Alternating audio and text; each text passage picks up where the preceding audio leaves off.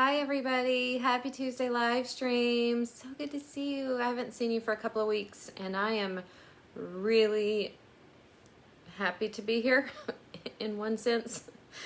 And kind of want to crawl in a hole, if I'm honest, in the other sense. It's been a really heavy week, a heavy couple of weeks for my family, for the world, and I am just feeling every bit of it.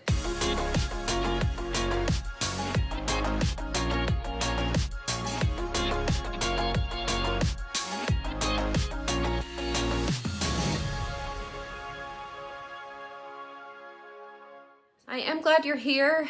If you happen to be new to my live stream, I'm Dr. Edie Wadsworth. I'm a physician, natural health guru, life coach, author, speaker, and I love helping women reimagine their past and reimagine their lives. So I'm also the creator of Live Mentoring School, so if you've never checked that out, we would love to have you. Today we're talking about what it means to love your neighbor.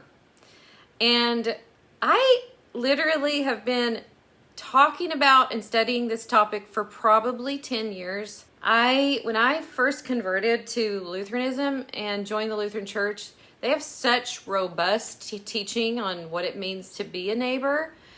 They have such robust teaching on the doctrine of vocation and how to serve our neighbor, love our neighbor, who is our neighbor. So I've written actually quite a bit about this on my blog, but I thought it would be a great time to talk about it again because I've been meditating on the scripture, love your neighbor as yourself. And with that, meditating on the scripture from 1 Corinthians that says, love bears all things, believes all things, hopes all things, and endures all things. So we're going to talk about that today. One of my favorite quotes about the neighbor comes from C.S. Lewis, and I won't quote it exactly directly, but he basically said, aside from the Blessed Sacrament, your neighbor is the most sacred thing that will ever be presented to your senses. I heard another pastor, I was listening to more teaching on that this weekend, and I heard another pastor put it this way, that this is so good, y'all. Jesus is inside your neighbor, waiting to be loved by you. Mostly Jesus is loving us, but I love that thought that Christ is in the other person, and what you do to the other person is what you do to him. And that image, I feel like really, honestly, it would probably save me from a lot of heartache and tears trying to finish this episode without crying. But I do believe that would probably be the end of it. If we really, really, really believed that Jesus is in our neighbor, and how we love and serve and treat our neighbor is how we treat him, that would probably be the end of it. That would probably be all we needed to say about it. Because I want you to think about that. I want you to think about the person that you've been fighting with this week on social media, or who you've been thinking to yourself, that person's doing it wrong, that person's not showing up right. You know, you might even give them a name. That person is this or that or that. But I want you to really, really, really imagine that person is where Jesus resides. And how I treat them and think about them and love them or don't love them is how I treat him. So I want to tell you a little story, kind of like a little story from my own childhood, from my own life. Because I feel like stories are where we connect. Stories are where we have so much in common. There's obviously so much that divides us as people. But when we tell our stories, people can argue with your politics, and they can argue with your theology. They can argue with your dogma or whatever. But people can't really argue with your story. And so I want to tell you a story from my life that really was driven home to me this week. So when I was in the first day that I ever got dropped off to nursery school, My mama had been in beauty school and she finally got her license. And my life at that point, honestly, was crazy. Just crazy. Maybe if you read my book, you remember. So I got dropped off to nursery school, and the first person I met on the playground was Latasha. And she and I became fast friends. We went to school together all through elementary school, all through middle school, all through high school. We became best friends. We cheered together in high school. We were on all the same committees together. She was so smart. She was so good at cheerleading. She could do toe touch like nobody's business. And so all through all those years, she was one of my dearest friends. For many of those years, the dearest friend I knew. And I literally never thought of her as my black friend. I just thought of her as my friend. This is my dear friend who's amazing. And I had so much of my own turmoil and my own issues that I was just thankful she wasn't judging me because I was poor or because my daddy wasn't around, because he was an alcoholic, because he showed up at the ballpark. Like, I was just like so thankful. She just seemed to love me for me. I loved her for her. So I wrote about that on Instagram last week because I think it's because I came from the wrong side of the tracks. I've always sort of felt like the underdog, like always felt like, you know, the person who probably should be explaining themselves, like, don't judge me for what you see, because, and so I just never thought like that. I really never thought of her any different. And after we both went to college, we went our separate ways and went to college. She's a very successful attorney in Knoxville. And we really, you know, just like everybody else from my high school, when I think about her, I have so much love. I messaged her last week and just said I was sorry for everything that was going on. I love you so much. I'm so grateful for you in my life. I thanked her for loving me all those years, for just being such a dear, dear friend to me. And she wrote back and she said, thank you for leading me to Christ and for being a good friend to me. And she told me about what she experienced after high school and what she experienced even sometimes that I didn't know about during that time. And it made me just love her even more. And the way she responded was with so much compassion.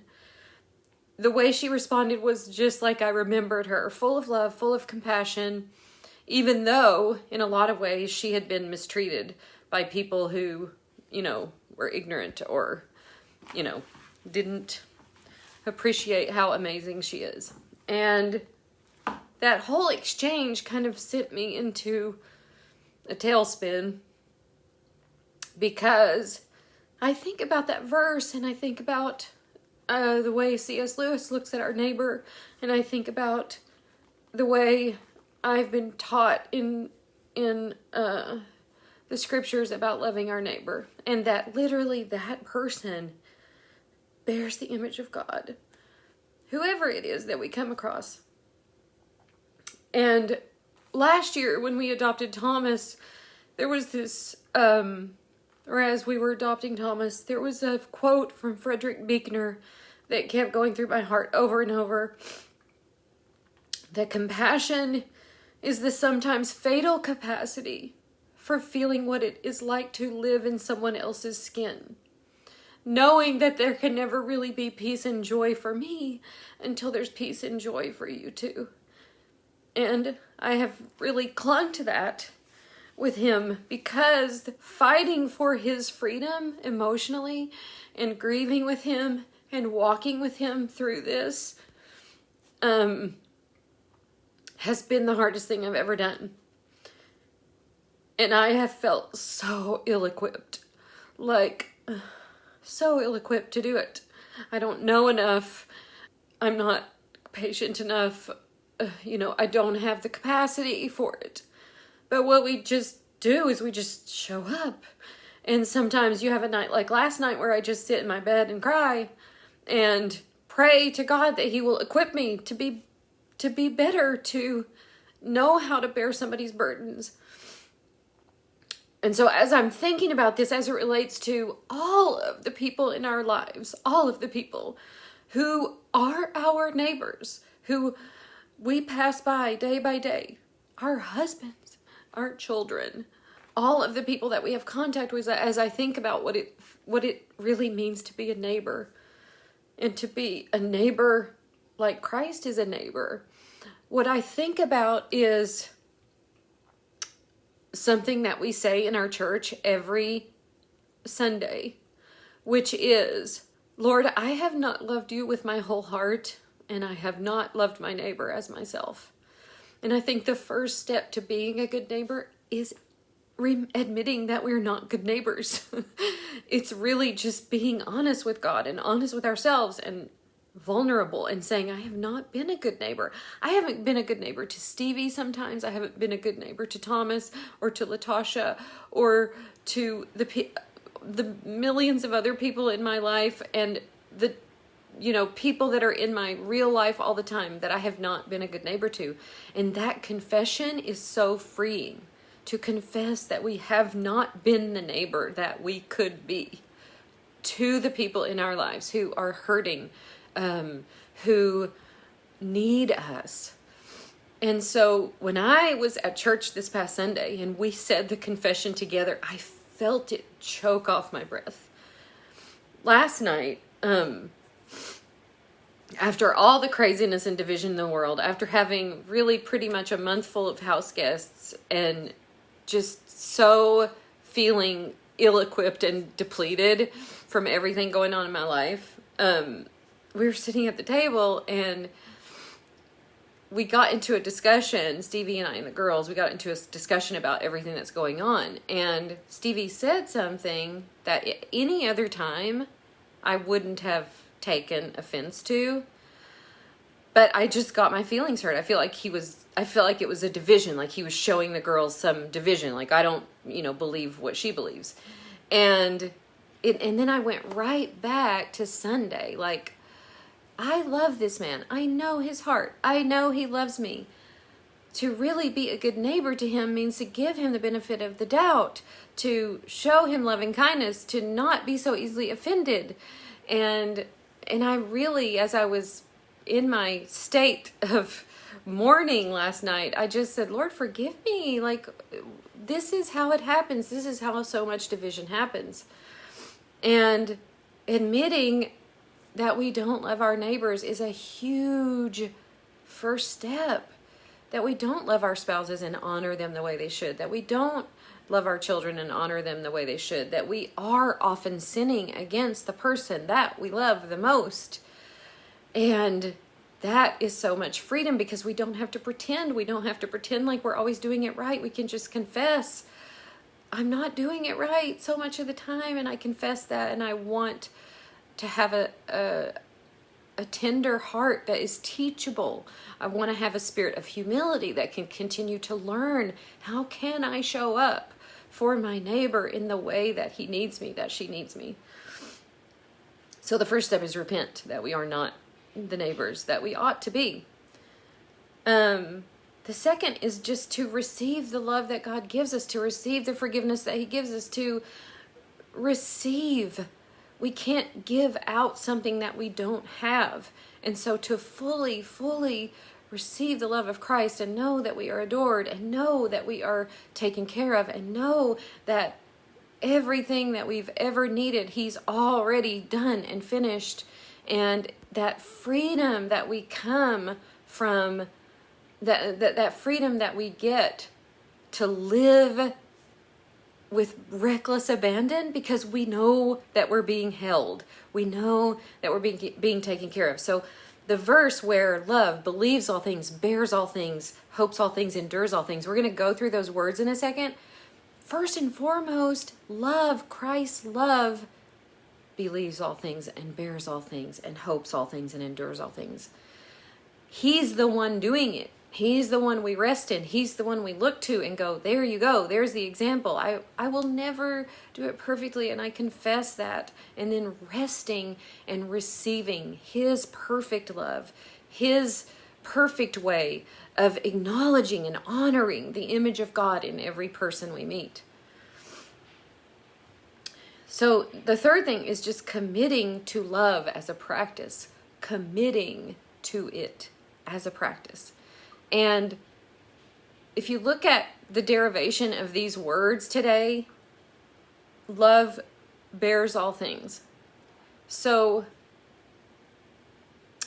when this whole year that we've had Tom, we were in a counseling session with his counselor, and this was about halfway through his healing.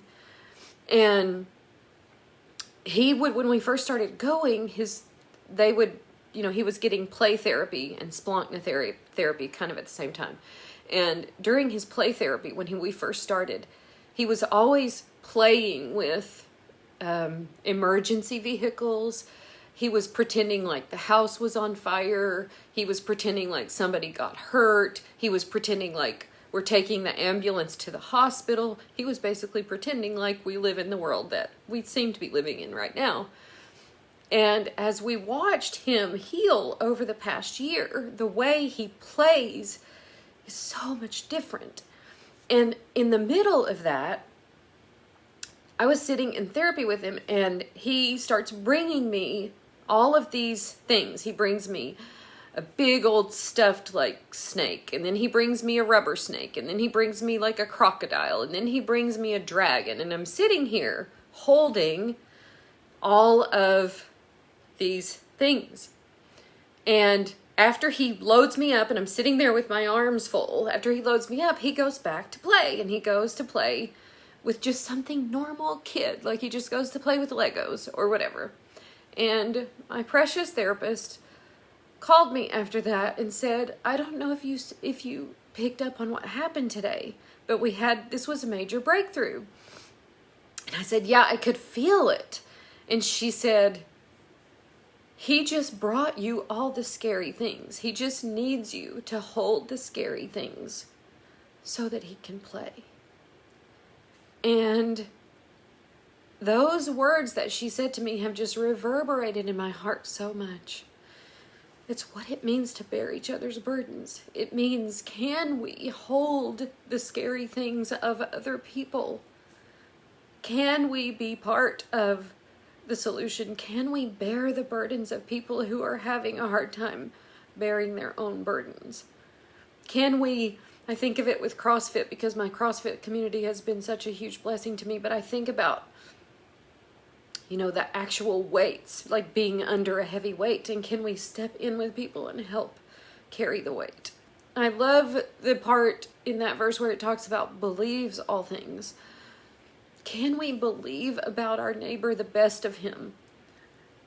When we think about, ways that we actually can serve and love our neighbor, I heard a pastor talk about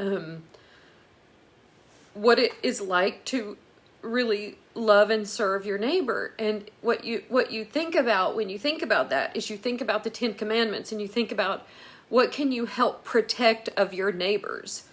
You can help protect in the 5th commandment his life. You can help protect in the 6th commandment his marriage. You can help protect his good name in the 8th commandment. You can help protect his property. You can help protect his family. And it's kind of what it means to believe in the best of your neighbor. So this person that you are presented with that bears the image of God, can you, as much as you do your own name, can you protect his name? As much as you do your own family, can you protect his family? And I loved that analogy of using the commandments as a way. That's why Christ said that love one another. This is the fulfillment of the law. So what does love mean? It means you fulfill the law. Christ fulfilled the law, but helping to love our neighbor in ways that protects his name and his family and his marriage and his property. So can we believe the best about our neighbor? Can we really believe with him? Love hopes all things. Can we, listen, you guys, with what has been going on in our world the past 3 months, I think we've all lost hope a time or two. But can we really trust that God is going to take care of us, that he's going to take care of us, that his purposes are going to be fulfilled, that he's going to use this for good? Can we really hope in that? And can we be a source of hope for our neighbor? And can we endure like Christ endured? So endure is like a military term. Can you stay strong until the death? And that is where I have just had to dig deep the last few days. It does end up, after I let myself just be broken by it, it does raise up in me this warrior mama spirit. Like, you're not going to take us out. All this division is not going to win. And letting that warrior rise up in us so that we can be strong to the end, so that we can endure for the sake of our neighbor. It's part of what it means to really love our neighbor. I also want to say that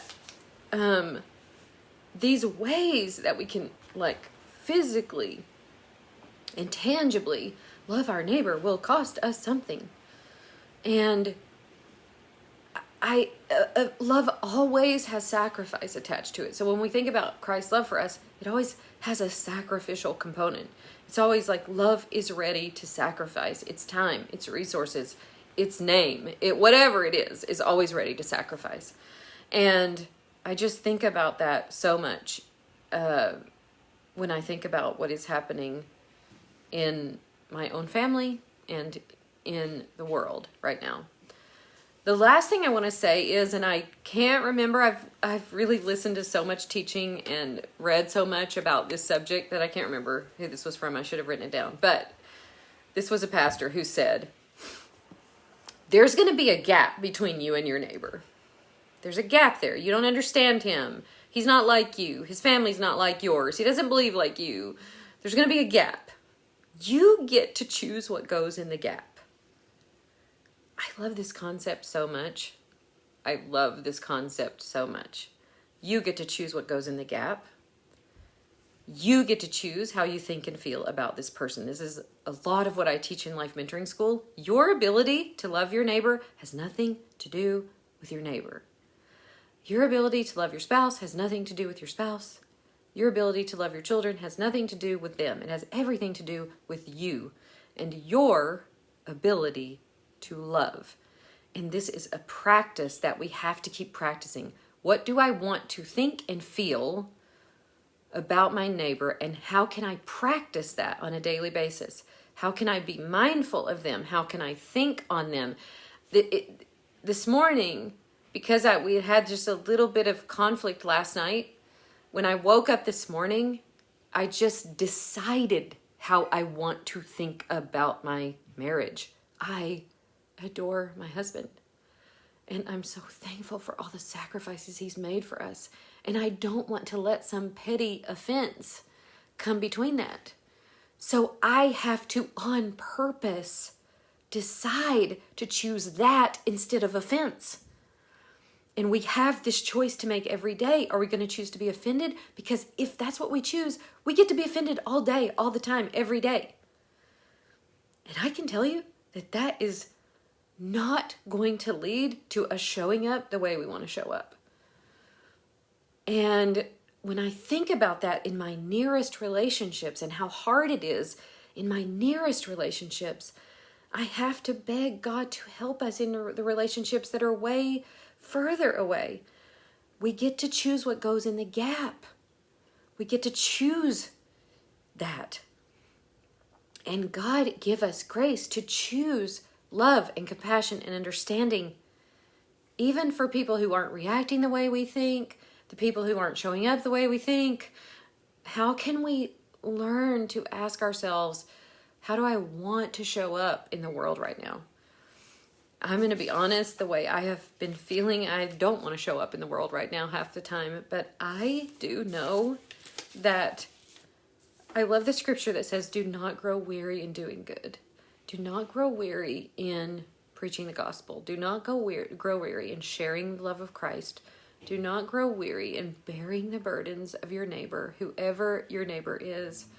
And I feel like on all sides of this, we just need it right now. I need it right now. I have to keep reminding myself of this right now. Christ is in your neighbor. Christ, your neighbor is the image bearer of God. And how you treat your neighbor is how you treat Christ. It's the most tangible example that I can give for myself to how I want to show up to the people in my life. That person that is the image bearer of God, that person that he loves so deeply that he sacrificed everything for, how will I show up to that neighbor? And that is what I am pondering for myself. I feel like I don't have any answers for any of the political stuff. I don't have any answers. I don't know how we get our way out of this from a left-handed kingdom, worldly kingdom perspective, but I do know that God's kingdom come to us swiftly because he has an answer. And the answer is, you're made, you're mine, you're made in the image of me. All of you, I love you. I'm going to take care of you. And so that's what I have for you. I love you guys. I hope this has given you some kind of comfort today. I hope it's given you some kind of positive light in the middle of what feels like a dark world. And I thank you so much for being here. I thank you for your messages. I thank you for how, as a community, you love and serve, and you're part of the solution. I'm so grateful for you. Have a great day.